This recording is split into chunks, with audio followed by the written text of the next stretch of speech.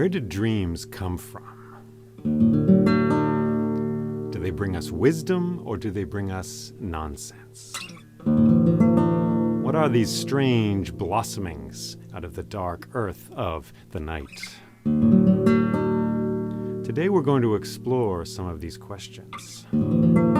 First through a story from the collection known in English as 1001 Nights. And then through an interview and discussion with Mr. Peter Fortunato, a poet, novelist, storyteller, and hypnotherapist. I'm Jay Leeming, and this is the Crane Bag Podcast. Thank you for joining me.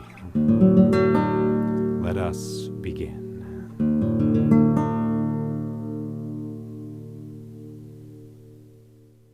Once there was a poor man and his wife who lived in the city of Baghdad in a broken-down house. Now this house had once been very beautiful. It had a courtyard with a fountain in it that once had been filled with clear, sparkling water. But now this fountain was dry, and it was filled with weeds. And there were turquoise tiles all around that fountain, and an artist had once painted them with pictures of birds. But now these tiles were cracked and broken. Still, every day the poor man would walk across that courtyard, across those crackling tiles, and out the front gate of his house, and go out into the streets of Baghdad to scrounge a living for himself and his wife. And the way he did this was to go through all the garbage piles of that city, rooting around until he found old nails and coils of wire and broken rusty hinges. And he would gather all these things and take them to a blacksmith he knew, who had a shop not too far away, and he would sell these things to the blacksmith, and in return he would receive a few coins. And he would use these coins to buy bread and cheese, and perhaps even an apple for he and his wife to share. So they scrounged a living out of that city, and it was a hard life the two of them had. But then one night the poor man had a dream.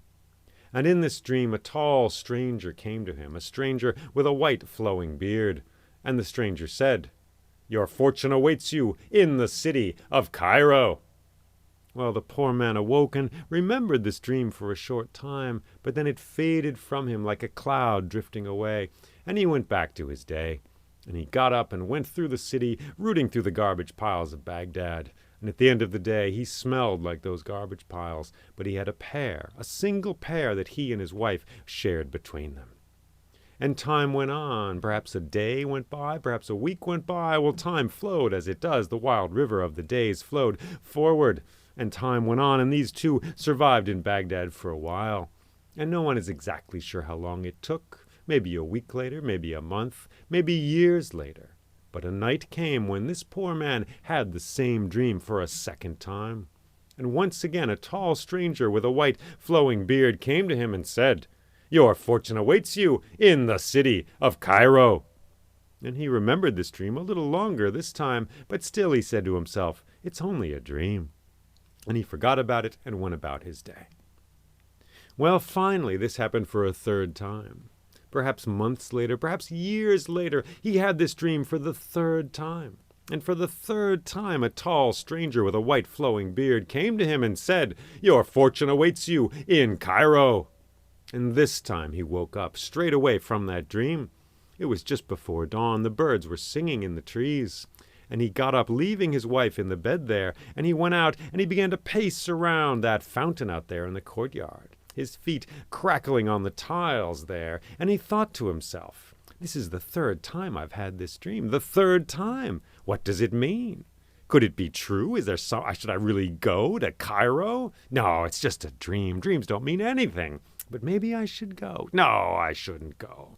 So he went back and forth, hemming and hawing about this, and after a while his wife awoke, and she came out to him in the courtyard and said, "You're up early, my husband." "Yes," he said. And he told her all about the dream, and about the tall stranger who had come to him and told him that his fortune awaited him in Cairo. And his wife said, "My husband, dreams are special things. They are magical. Sometimes they are nonsense, it's true, but sometimes they bring true wisdom. A dream is like a bird that flies in the window and brings a magical gift to us, and I think this is one such dream just like that. So I say, "You should go to Cairo." "Yes, I think you should." So she took some bread and cheese, and she put it in a bag, and she said, "Here, take these things. Go on the long journey to Cairo, and perhaps your fortune really will be there." So the poor man kissed his wife goodbye and went out into the streets of Baghdad. But this time, on this day, he left that city entirely and began the long journey to Cairo, a journey filled with dust and with trouble and with hardship. But a long while later, he did arrive in Cairo. Cairo, which was a bustling city filled with goats and farmers and oxen and children running around and chickens and arguing people and old women with poems written on cards and people selling onions and knives and tapestries and this and that and people arguing and praying, a wild, tumultuous parade and ghastly, beautiful, ferociously wonderful dream of a city. So he was there, but how did he fit in? Where did he fit in this city? He hardly had any money at all. Where was he going to sleep? Well, it just so happened that the custom in Baghdad at the time was that travelers who had very little money could spend the night in one of the mosques of that city. So the poor man found his way to a mosque, and he curled up there against a wall on a carpet there, and as the sun went down, he closed his eyes and he went to sleep. And darkness covered the land and covered that city, and the stars sparkled in the sky and shone down upon the city of Baghdad, and everyone there slept. Well, mostly everyone, not absolutely everyone. In fact, there were 3 robbers in that particular neighborhood who were wide awake. For they had ideas, and they had been looking around, and they had noticed that that mosque had a window at the back of it that was always open. And this window opened out into the garden of a rich man's house. So these 3 robbers came creeping quietly through the mosque without seeing the poor man sleeping there. And they went to that window, and they climbed through that window and into the garden. And the fragrance of the pear trees in that garden was all around them. It was a beautiful place. And they went to the back of that house where there was a back door there, and 2 of them kept watch, while a third took out a pick and began to pick the lock on the back door. But the thing is, there was a sparrow nesting above that door, and this sparrow was startled by the noise that the pick made against the lock, and the sparrow flew away. And there was a cat nearby who heard the sparrow flying away and went leaping, scampering after the bird. And this startled the man with the pick, and he dropped it on the ground there, and it clattered on the tiles. And the serving woman, who was asleep on a cot in the back kitchen, well, she heard this sound. She was a very light sleeper, and she awoke and stuck her head out the window, and she saw the 3 robbers there. And so she cried out, "Thieves, robbers, robbers and thieves!" And she took a wooden spoon, and she began banging on a pot, bang, bang, bang, bang, bang. And soon the whole house was awake, and the 3 robbers went running through the garden, through the window of the mosque, and through the mosque, past the sleeping poor man, and out into the street there. And 3 policemen who were nearby, for they knew that the rich man had wealth which needed to be protected, well, they heard this commotion, and they came running to the front door of that house. And the rich man was there, and his wife, they were both awake at this point. His wife had an oil lamp in her hand, and the serving woman was there, and the police chief said, "What's going on?" And the serving woman said, "3 thieves, they ran through the garden into the mosque. Go, get them, get them." So the police went into the mosque, and they searched the whole building, and there they found, blinking in the dark, sitting up, wondering what was going on, they found the poor man. "Ah, you robber, we've got you now, trying to steal money from the rich man's house, are you? Well, we're dragging you away to the station." And drag him away they did. And they took him to the station, and they began to beat him with wooden sticks. "Ah, you thief, you dirty robber." And he was getting bruised this way and that, but he cried out, "I'm not a thief, I'm not a robber, I come from Baghdad, please." "Baghdad," said the police chief. "What are you doing here? You came all the way to Cairo. What are you doing in this place? What were you doing in that mosque then? Explain yourself." And the poor man said, dear sir, you'll never believe this, but I live in Baghdad, and I've had this dream. 3 times I've had a dream of a tall stranger with a white flowing beard who comes to me, and he says, 'Your fortune awaits you in Cairo.' And so finally I just decided to follow the dream. I know it's crazy, but I just decided to do what it said, and so I came here, and I've got no money, so I just slept in the mosque, and that's why I was there."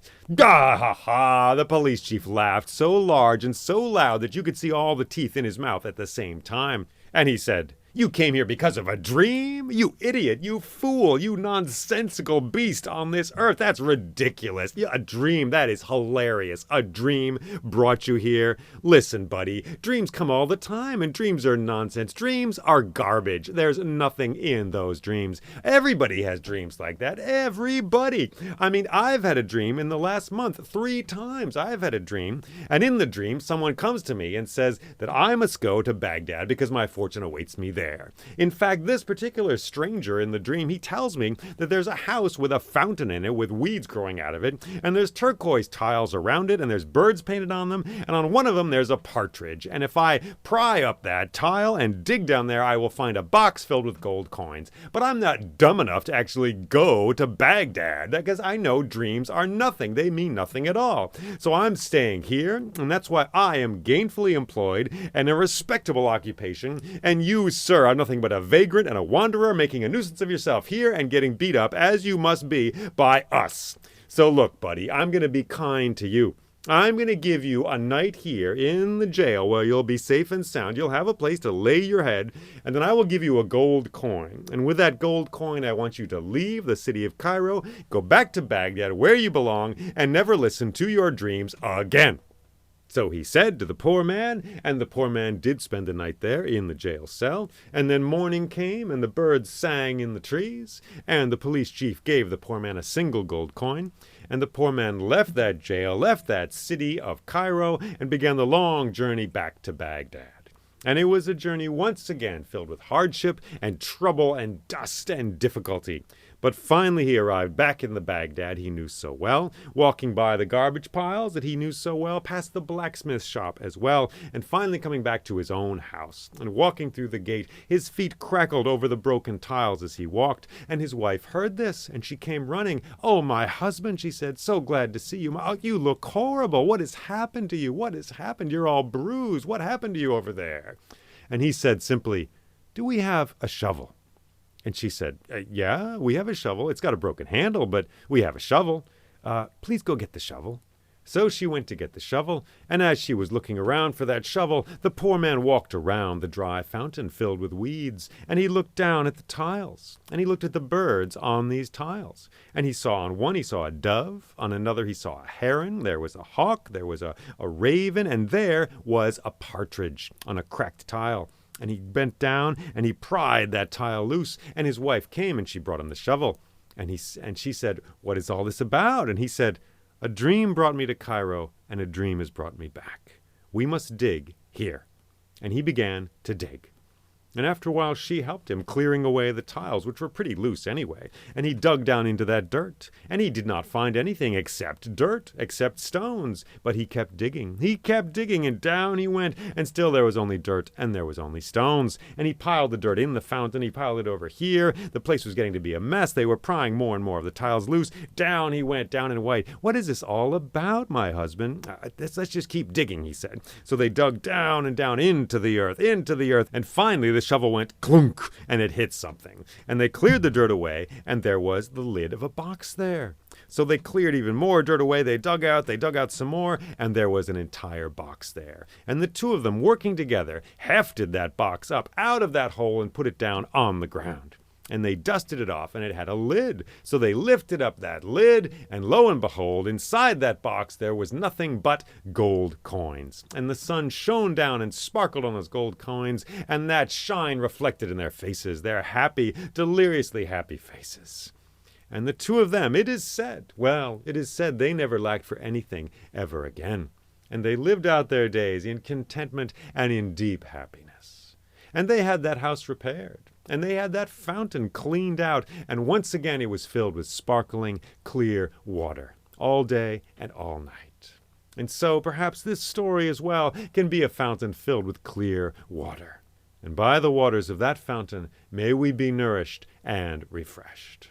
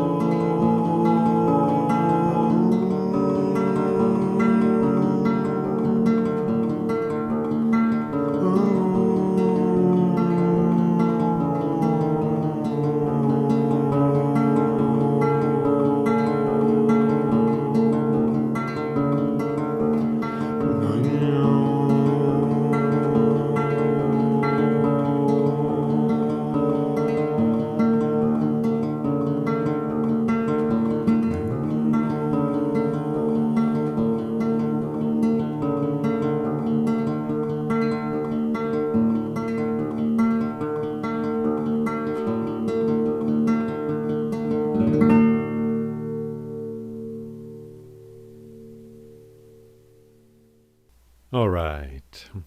You were listening to the Crane Bag Podcast, and today I have as my guest Peter Fortunato, a poet, writer, storyteller, and hypnotherapist, a man who wears many hats in a very magical way. Thanks for joining us, Peter. My pleasure to be here with you, Jay. I'm a fan of your radio show and listen often. Thank you. And we just heard a story from the Middle East, from the collection known as 1001 Nights, dealing with dreams. What did you think of that story? Is there a moment in that story which grabbed you, Peter?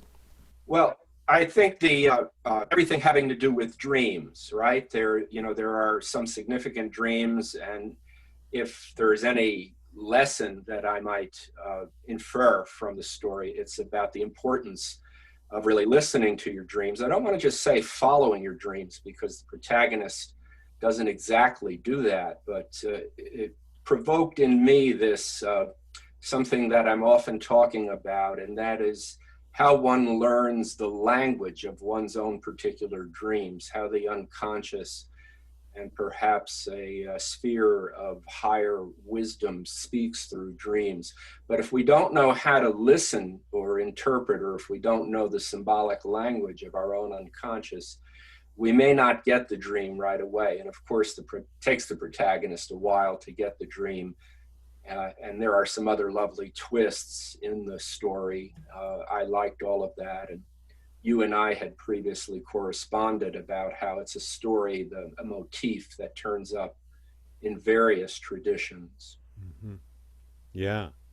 I love that the protagonist does not value dreams and then eventually learns to do that. It seems in your work, in many ways, throughout your various things that you do, there is a valuing of images and of dream images in particular.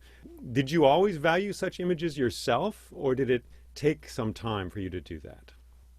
Well, I think I was always a dreamer in all senses of that word. And ever since I was a child, I have had vivid dreams and always paid attention to them and always remembered them.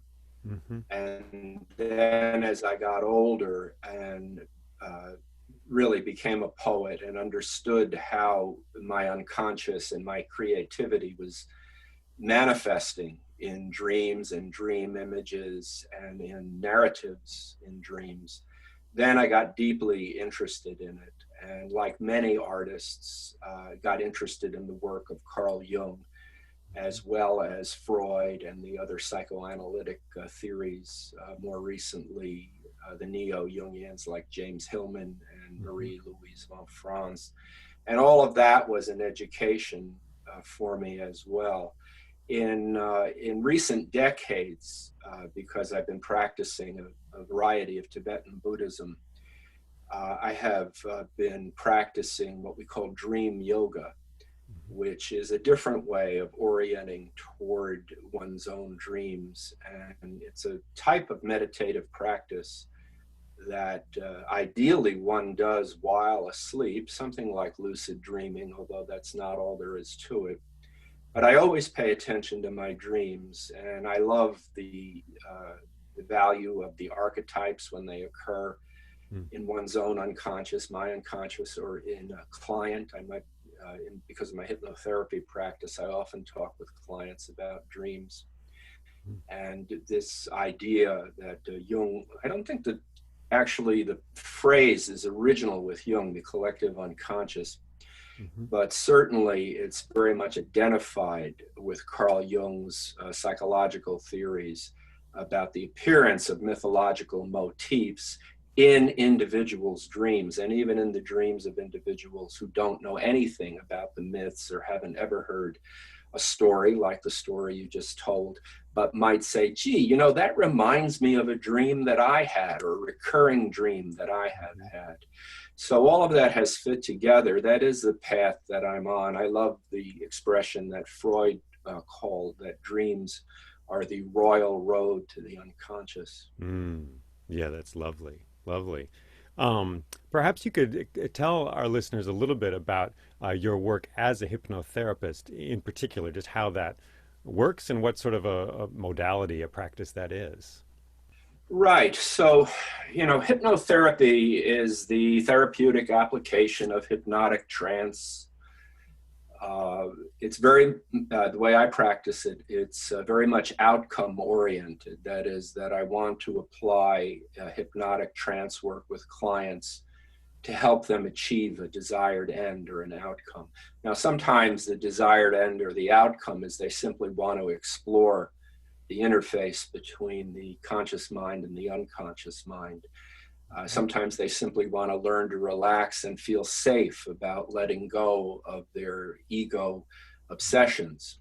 That may be a reason that a person is unable to physically relax or unable to sleep. It's a fairly common issue with sleep disorders, is that people feel that they have to remain vigilant, or if they wake up in the middle of the night, they're on alert, and their adrenocortical system is on high suddenly, and they can't relax and go back to sleep. So, for example, I often teach relaxation and use hypnosis to help people learn to relax. But honestly, every time I see somebody about hypnosis, because it is a fascinating subject, I'm always trying to educate them about what hypnosis really means, what trance really means, what altered states of consciousness really are, and the fact that they're naturally occurring in human beings and evidently in other animals. Mm-hmm. And hypnosis is applicable for many, many, many purposes. It could simply be a way to get motivated to go and do vision therapy, Mm-hmm. or it could simply be a way to make a decision about whether you want to remain in a relationship or not. So what it does is it guides, and then it is rather like learning about your own dreams, because of course the dream coming from that place, from the unconscious. So that's always been of interest to me personally. And then I began this practice in 1993. So I've really been doing it for quite a long time professionally. Do you work with images which your clients bring to you, or do you bring images to them as well? Well, sometimes in a guided visualization, I'll take them on a journey. I'll have a story in mind, or metaphors or images or symbols in mind, to do with the outcome that they're seeking, and also that have to do with my assessment of them as a person and how they function in their own inner reality. So that's always a first step when I meet a client, is I want to talk with them and establish rapport and do something like an intake interview just about the facts and of their lives and why they've come to see me. But I'm also paying attention to how they represent their own reality to themselves. So it requires me to be creative insofar as how I choose images and metaphors and symbols and narrative lines to stories to tell while they're in hypnotic trance, the intention being that this will stimulate them along the path of their own unconscious revelation that they will discover by way of listening to a story, answers to the questions that they're seeking. Other times, and also probably most often, I really just encourage them to pay attention to whatever images naturally arise, in particular memories that might have to do with the issue for which they have consulted me. Mm-hmm. And in that respect, I might not know what it is they're experiencing while they're in a state of trance. Afterwards, we can talk about it if we need to. But Jay, ultimately, what I'm doing is I'm turning them over to their own unconscious mind and their own inner source of wisdom. And you, as a storyteller, know this very well, that no two people will hear one of your stories the same way. But if they're engaged and it's a wonderful story, the story will have resonance in various unique ways, and different people will remember different parts of the story or will identify with different characters. And that's, of course, the wonder of story and the wonder of all the arts, is that they give us an opportunity to use our own imagination. Mm. Yeah, there can be many meanings or interpretations of a single image, I suppose. That's right. Yeah, I once was lucky. I met a medicine man in Bali named Ketut Lier, and I asked him about dreams, and he said sometimes dreams serious, sometimes only joking. In his broken English, he said that. Sometimes dreams serious, sometimes only joking.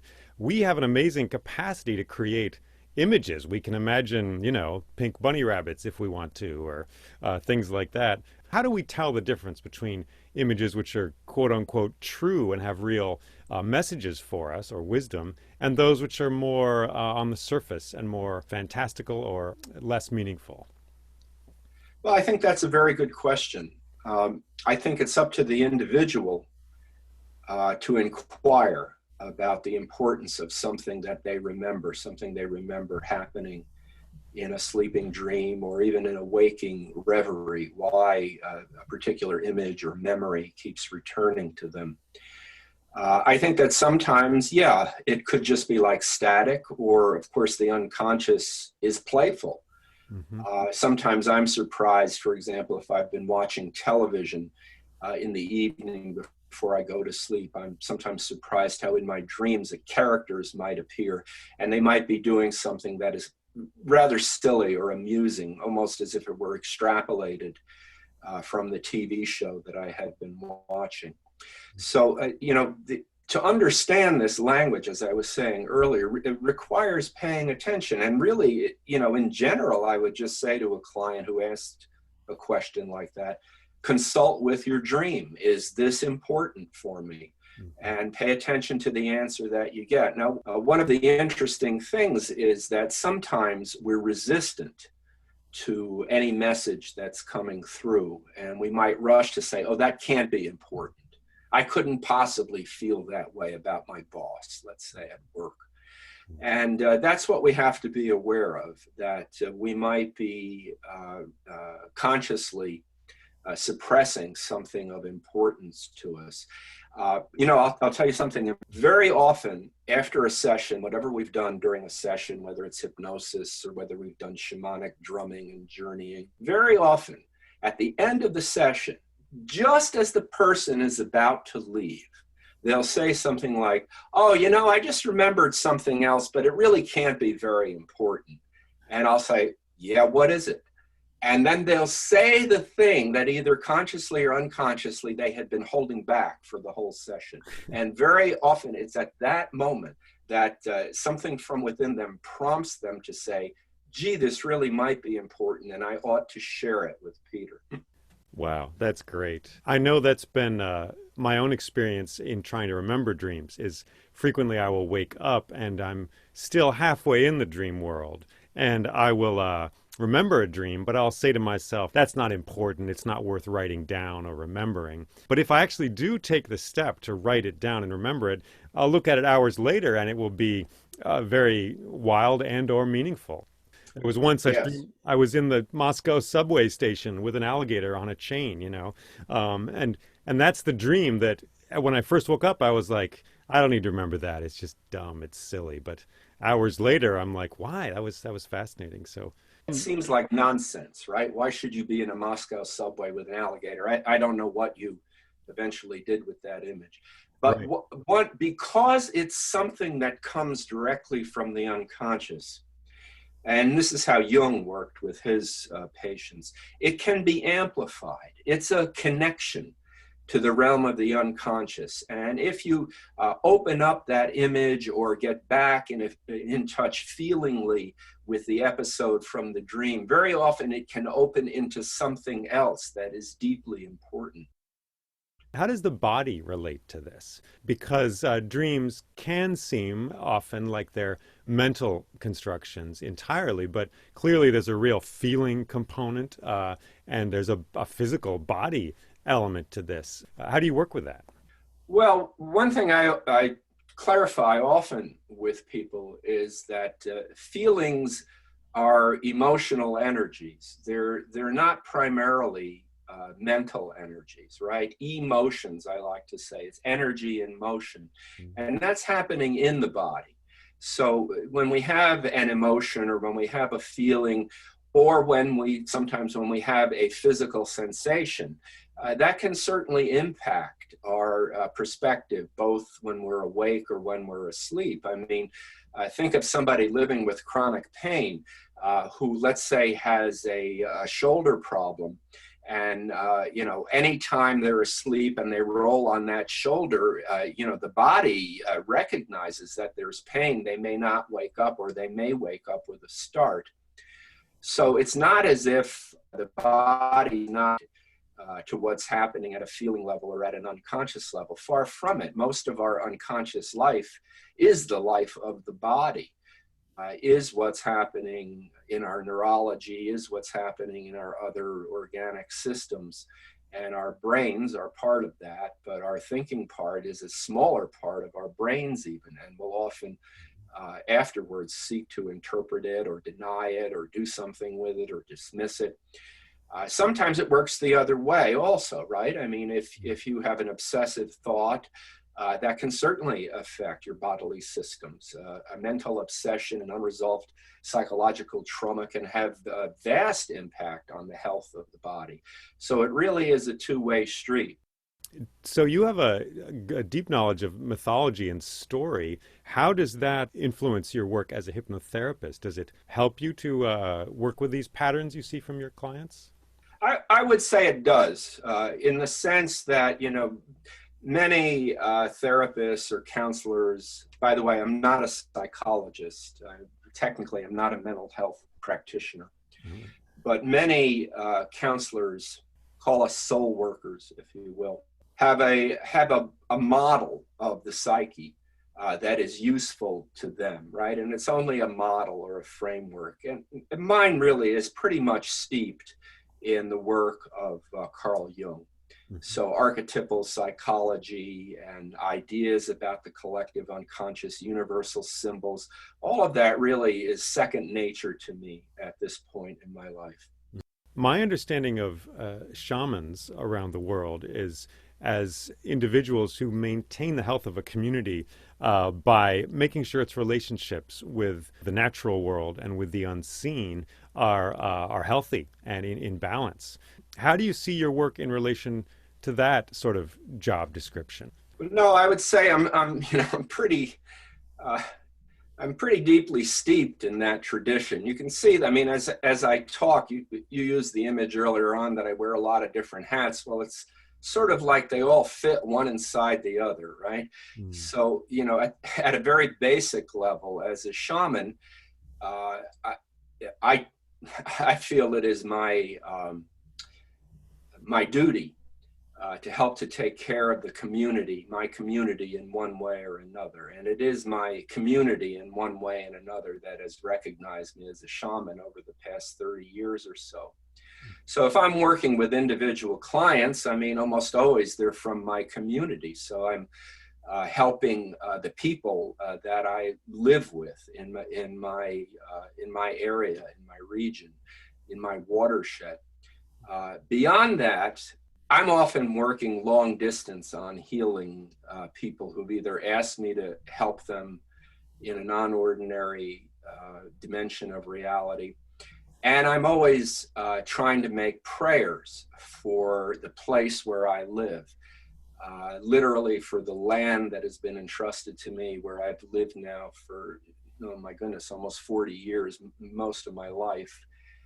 A place that my wife and I salvaged from ruin. The house was a mess and the place was terribly overgrown and neglected. And my property, as you know, adjoins the 6 Mile Creek watershed. And that's a big wilderness area, and it's a very important area for Ithaca and Tompkins County and the Finger Lakes. And so in one way or another, I'm always making prayers for the well-being of this community. And, not talking about anything really fancy, but I recognize that I'm rooted here. And so my responsibility as a citizen, I mean, that's one level of it, try to keep the path to the mailbox plowed so that the mail person can deliver my mail, help her out so she doesn't slip in the snow. Mm. And then also things that I do on another level, being in touch, let's just call them the powers of the place, maintaining a good relationship with the powers of the place, and Oh, I think a lot of spiritually minded people do similar things, making prayers and making blessings for the health of all.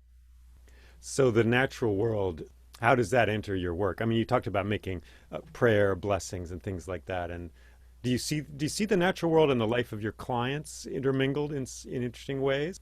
Well, it really depends on the client, right? So, I mean, if it is a client who, who comes to see me for shamanism, probably they already have a sense of the value of the wilderness and what Native American people call the medicine, the healing power of being close to nature. So in those cases, obviously, whatever we do together, we'll try to keep it within the context of that client's relationship to the natural world and the health of the place where they live.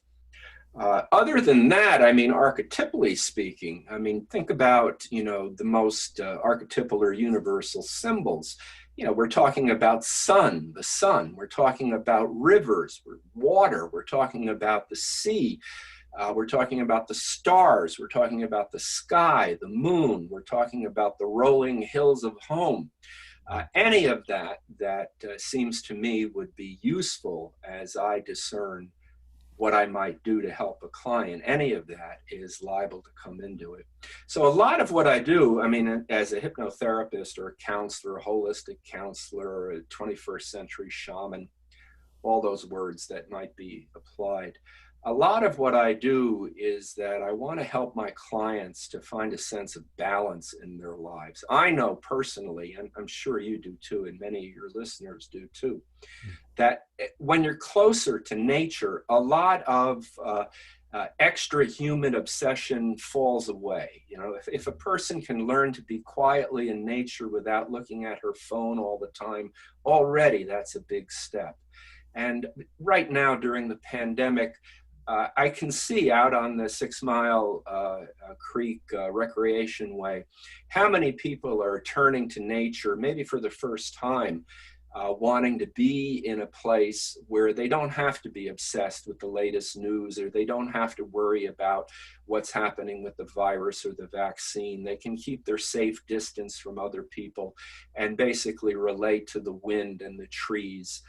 All of that is very healthy. If I can encourage people to do that, I will.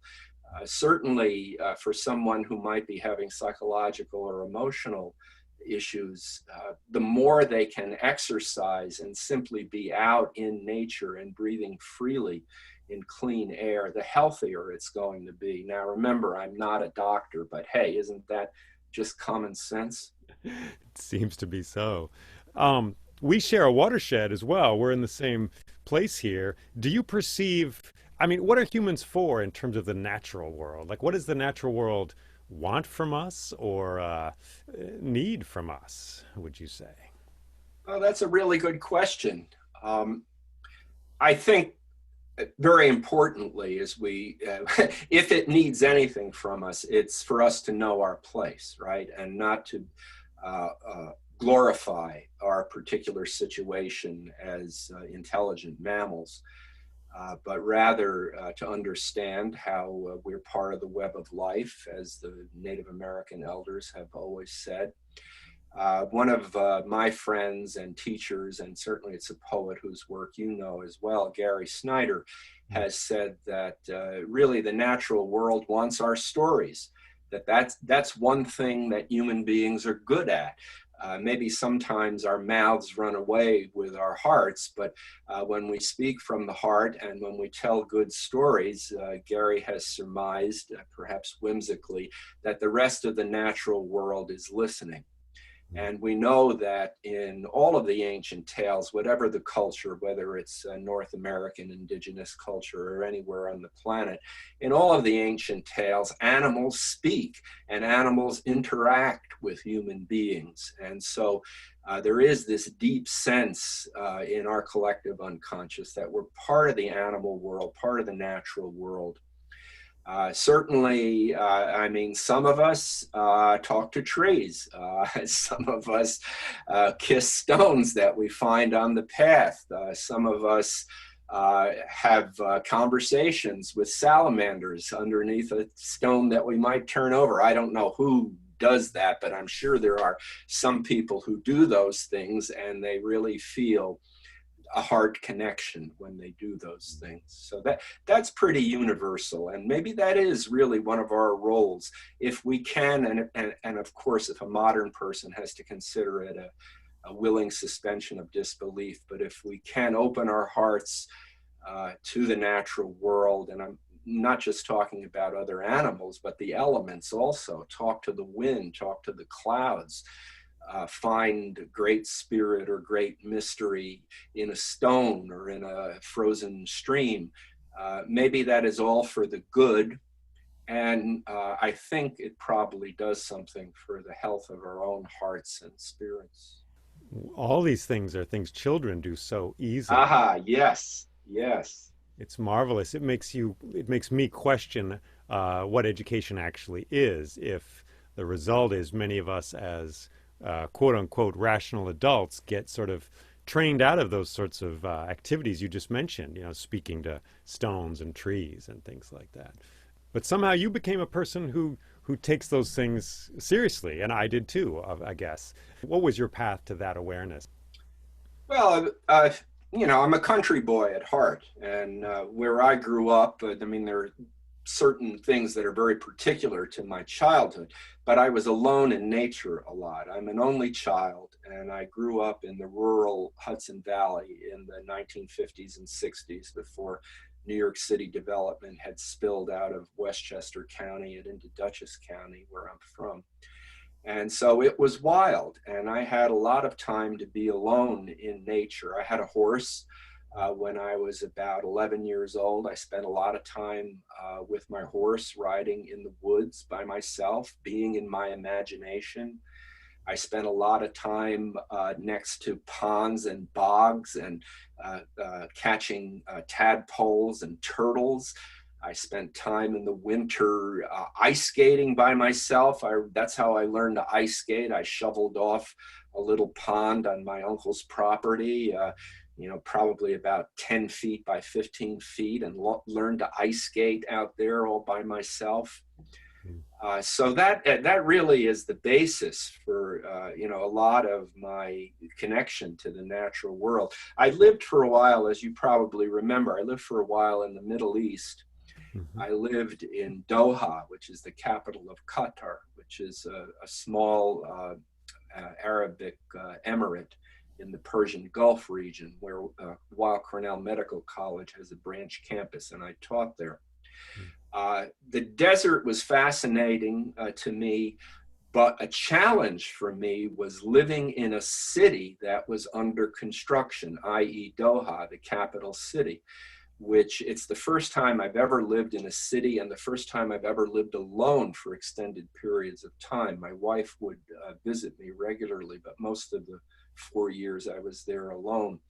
And city life was something I had to accommodate to. I was always trying to find the desert around the edges of the city. And thank goodness I had access to horses and could often ride horses outside of the city, either in oases or in the desert itself, or sometimes on the beach.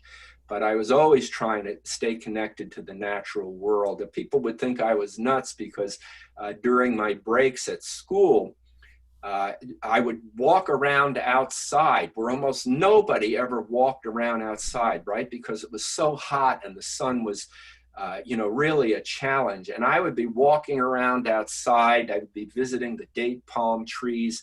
I would be closing my eyes and raising my face to the sun to feel the warmth on the skin of my face. I would pick up the sand and let it run through my fingers. Well, that was natural to me because I really wanted to know, what was the place where I was at, not what was being paved over and what was being refashioned as an ultra-modern city, but what was the place where I was at? What was this desert? And that was really what saved me and kept me going for a long time. Auden wrote a poem in memory of W.B. Yeats, which I'm sure you know, and he has that line, "Mad Ireland hurts you into poetry."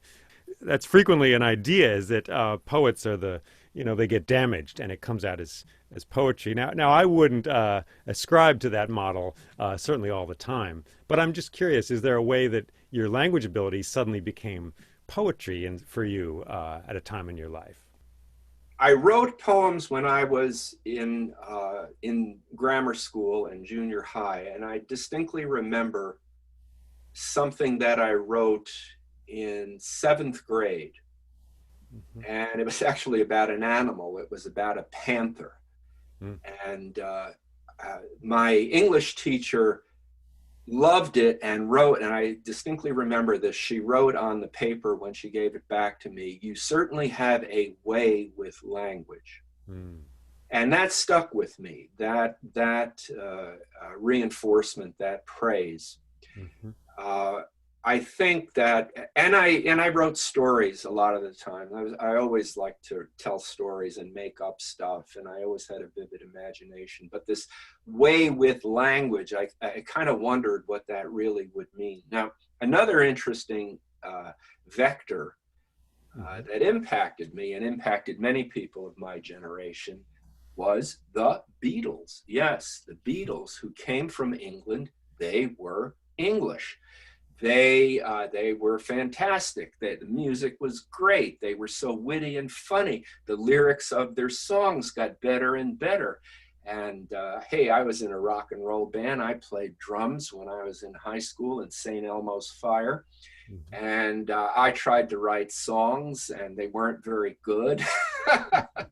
But when I got to college, there was an explosion of poetry going on in the United States, which you might remember. You're a little younger than I am, but certainly the late 60s and 1970s were very important times in American poetry, with many major voices who had a lot to say publicly.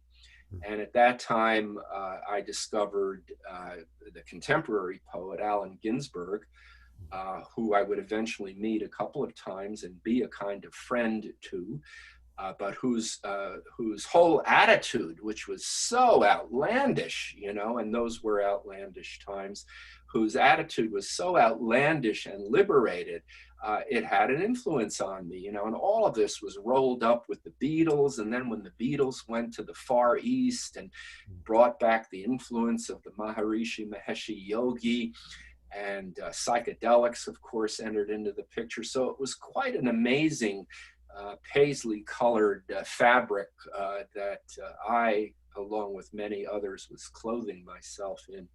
And eventually I stuck with it. So that's one of the most important things for anybody who wants to be a poet. You need to stick with it, because as I know from having taught undergraduates poetry writing, when you're young, it's not that unusual to have a great liberated imagination, and really cool stuff might come out in your poems, and they really might be good poems in themselves, not just because they were written by an intelligent 20-year-old or 21-year-old. But to find out where it can lead you, one really has to stay with it.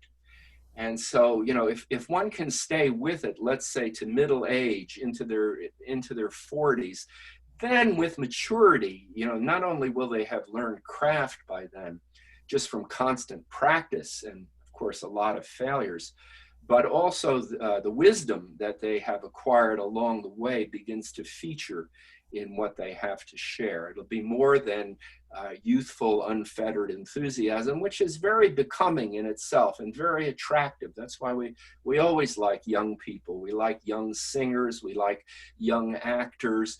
But maturity is something different. And to really, to find one's way in poetry, one has to really follow the path for a while. Mm-hmm. And being mature in some ways is looked down upon in our culture, I suppose. So it's a victory just to be a flowering, middle-aged person, right? Or elder, in fact. Well, that's interesting. Say a little more about that. I'm not quite sure I know what you mean by that. Well, I'm just thinking in the way the ideal state for adults tends to be complete freedom from responsibility. It's idealized as complete freedom from responsibility and having toys of certain kinds, whether it's a nice car or whatever, doing whatever you want at any time. Whereas the gifts of maturity, which come with an acknowledgement of limits and responsibility, those can be beautiful as well. But it seems like in America these days, if I can use a phrase like that, those are less celebrated. They're not seen as desirable. I don't know. What do you think? Well, that was very well spoken. Thank you. That clarified some things for me. I agree with you. We're basically a puerile culture. You know, we're youth obsessed in every way, and capitalist consumerism is built on the idea that what is novel, what is new, what is forever young is the thing that we should want to have.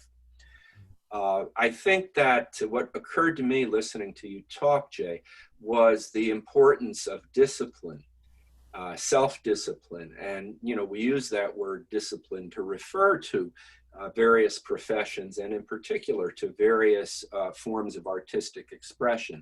So to be a professional storyteller, as you are, is a discipline. To be a poet is a discipline. And that means that you really do have to be responsible, and excellence does not just occur by itself. It only occurs with practice over time. It may be that, you know, we've become a people who are so distracted, constantly distracted from being distracted, that very few people are grounded enough to maintain an adult discipline. Presumably they are doing that with their children. I'm sure you are, but I'm not so sure in general that many people even understand the value of, quote, disciplining their children so that their children grow up with integrity and a sense of self-discipline and self-control. That's disturbing to me when I look at our culture. Mm. Hmm. And certainly you've had a meditation practice for many years, I would guess, right? Yes. Has that influenced all these other things? Or in what ways has it influenced your poetic and dream work practice? Well, it depends on how meditation is defined, or how I might choose to use the term. In a fundamental sense, practicing meditation, being a meditator, meditating, gives me a sense of clarity and a relaxed focus about myself, about my life, and about what's happening around me. At its most profound level, meditation becomes no meditation at all. Meditation is not something that's separate from anything else you're doing in your life, whether it's shoveling snow or trying to write a poem, or listening attentively to a client as she tells you about the sorrows in her life. Mm-hmm. So ultimately, for me, meditation really equals what in my Tibetan Buddhist tradition we sometimes translate as presence. Mm. An openness to what circumstances are, a recognition that circumstances are constantly changing. We might call that the Tao, which is always flowing.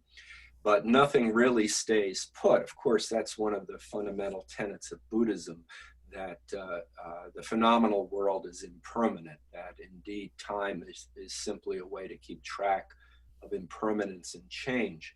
So that can be difficult for people to accept that. And a lot of people are in denial of that, hence the desire to stay perpetually young, or to have the toys that one's wealth allows oneself, but to be present with impermanence within one's own life and in the world around oneself it really is quite an accomplishment.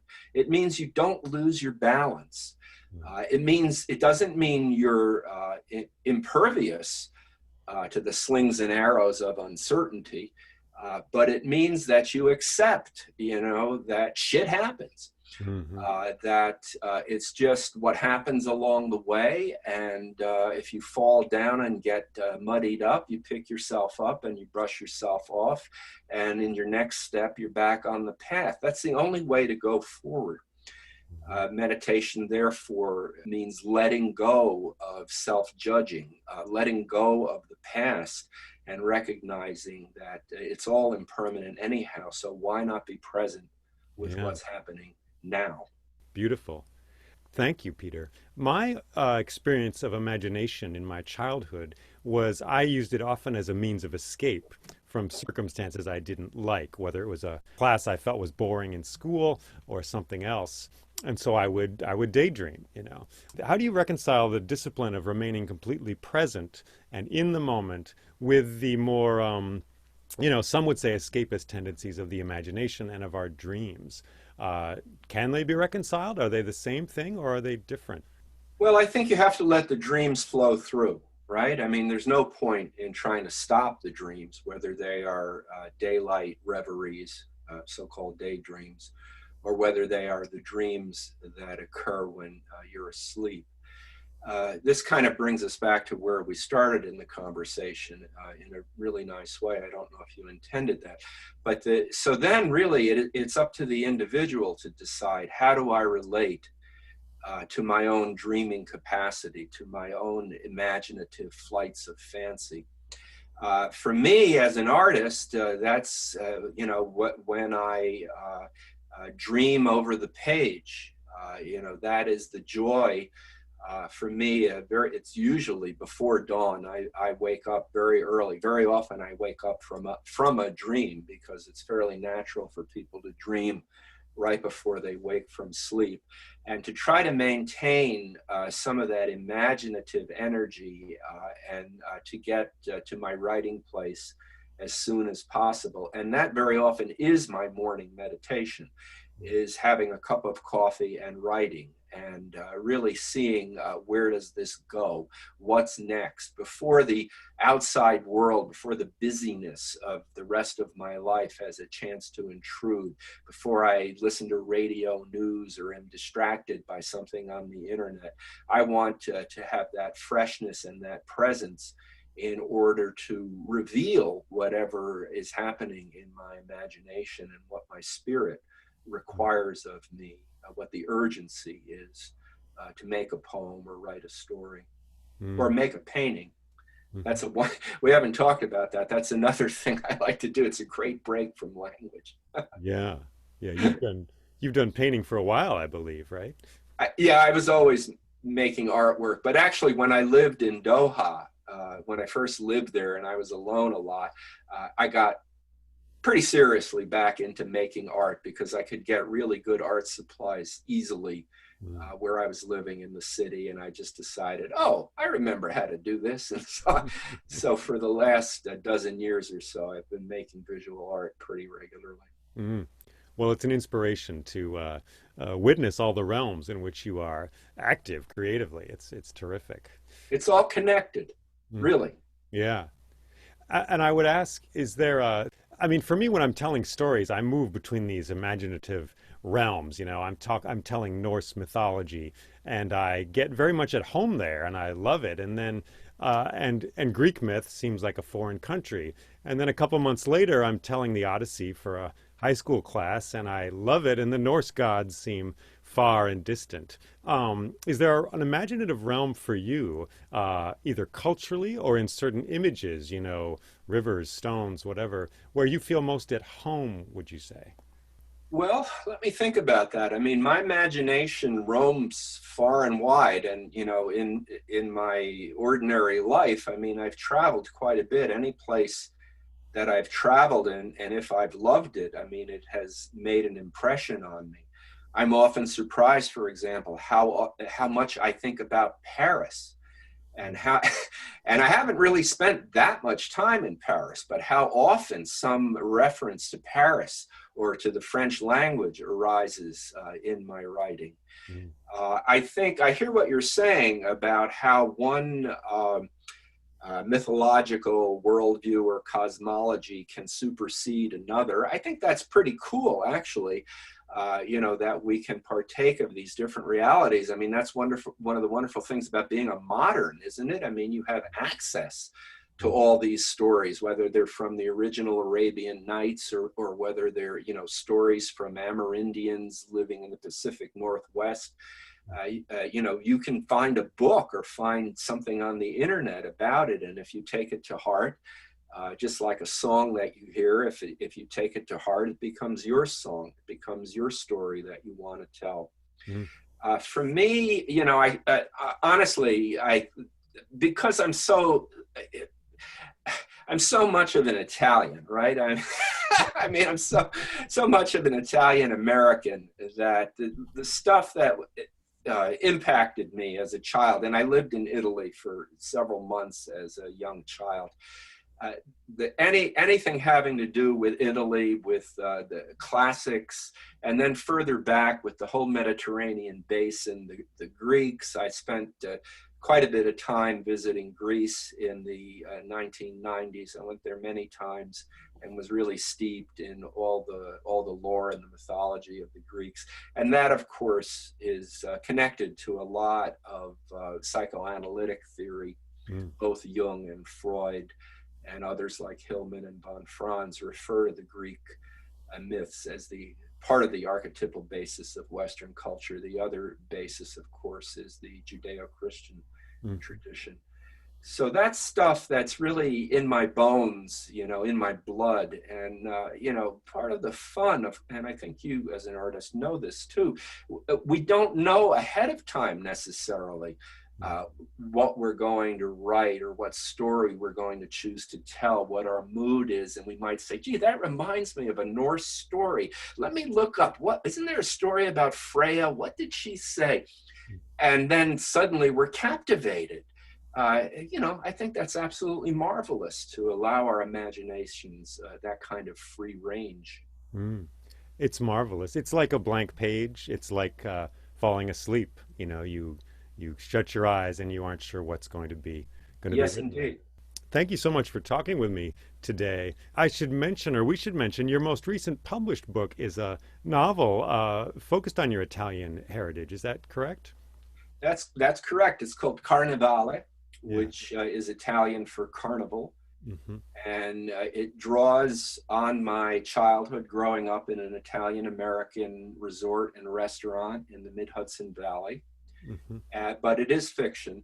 It takes off from material that is biographical to become a work of fiction. And the term carnival relates to a number of things in the novel. There actually is a carnival. By the way, right now as we record this, the carnival season has begun. Even though this year in Venice, it's very muted because of the COVID pandemic. But this past Sunday night, the carnival season actually began, January 31st. And the carnival itself, Mardi Gras, Shrove Tuesday, is February 12th, right near Valentine's Day. In the novel, interestingly, it is a memory from my childhood when carnival was happening right at Valentine's Day. And the two feasts overlapped. And so in the novel, there is a big masquerade ball on the carnival night. And a lot of things happen for Guido Giustavera. Guido Diamante. Giustavera is the place where he lives, the Villa Giustavera. A lot of things happen that make a huge impression on him and shape his life as a painter. So that's why the whole novel is called Carnevale. Thank you so much for being on the show. It's winter. You got any advice? It's a good time to dream. You got any? Yeah. Here, got time to hear a poem of mine? Absolutely. All right. This is a poem from my book, Late Morning, New and Selected Poems, which speaks exactly to what you're talking about. So this is called Some Words for Snow. You cup your hand palm up, as if to sugar the muzzle of a horse you owned at 12. On the skin of your wrist, those few flakes, light as fur or feathers, bring back transformations. Tchaikovsky, sweet and muscular, a girl whose ballet you attended, loving her legs. Your own lost heat fuels a snowdrop's melting dance as her face, fading, reminds you that the trees are leafless ashen boughs, that the wind is squalling now. This isn't any promise of renewal. No thawing here while winter seeds the earth with sleep, but dreams. The falling snow brings dreams. Thank you, Peter. Well, it's been a delight to speak with you today. Thanks for being It's been a great pleasure, Jay. I really enjoyed it. I've been speaking with the poet, novelist, and hypnotherapist Peter Fortunato. You can find out more about his work at his website, which is peterfortunato.net, Fortunato.net. I'm Jay Leeming, and this is the Crane Bag Podcast. Thank you for listening. Thank you for exploring these questions with me, the wild forest of these images of dreams with Peter Fortunato and myself. You can find more stories on my website, which is jayleeming.com, JAYLEEMING.com. And you can support this podcast by Patreon is a great way to do that. Thanks so much. If you want to get in touch, send me an email, leemingjay@gmail.com. Jay. And may we all know the dream in which we live. May we find the beauty there. May we see the raindrop dangling from the leaf and see in it ourselves and also the world. Take care.